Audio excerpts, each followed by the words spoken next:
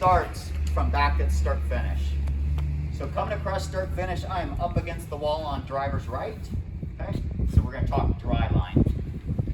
I'm coming by the wall here.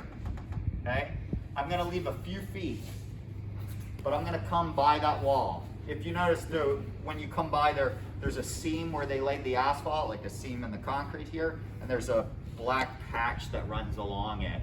I'm going to run my right side tires over that. I might be a hair inside. If you straddle it, that's okay.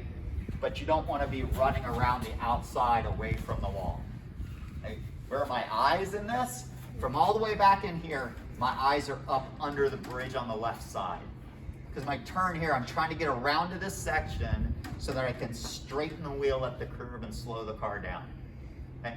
But I've got to get to this cone on the outside. What gets me there?